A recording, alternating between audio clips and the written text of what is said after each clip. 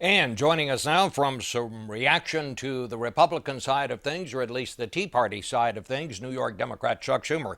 I'll just give you the chance to respond. What did you think of what Senator Cruz had to say? Well, a lot of it's sort of Alice in Wonderland. He says the president's policies haven't worked, but he hasn't let them go into effect. He's blocked just about every one. And I would say this, I have good news on the debt ceiling. I do not believe Republican leaders will follow let me say that again, I was getting feedback. I do not believe that Republican leaders will follow Ted Cruz over the cliff once again. I believe we will pass a clean debt ceiling.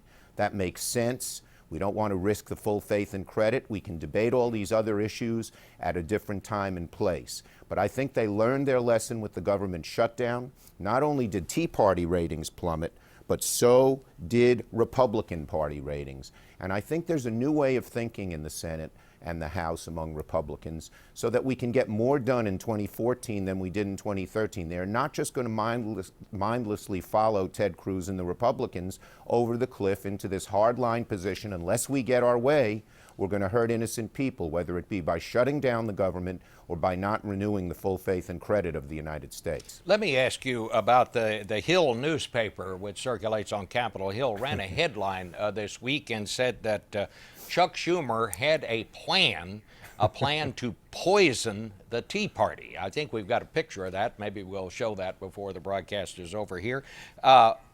Do you? Obviously, you didn't Well, it's mean not that to literally. poison them, but look, the question millions of Americans are asking, not just Democrats, but independents and Republicans, how can a small extreme minority paralyze the government? And I think I have a plan on how to deal with that, dealing with the fundamental contradiction in the Tea Party. The Tea Party elites believe government is evil. Everything about government is bad, and they blame all problems, even non-economic problems, problems that were caused by the private sector, on government. But the Tea Party rank and file is different. They've been fed this line that government is to blame, but when you ask them about specific programs, they are for them. They're for Medicare. They want to keep it. They're for the government building highways, which it's traditionally done. They're for the government helping middle-class families get their kids go to college.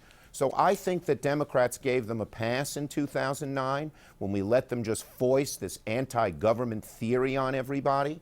And the world is changing. The tectonic plates are changing.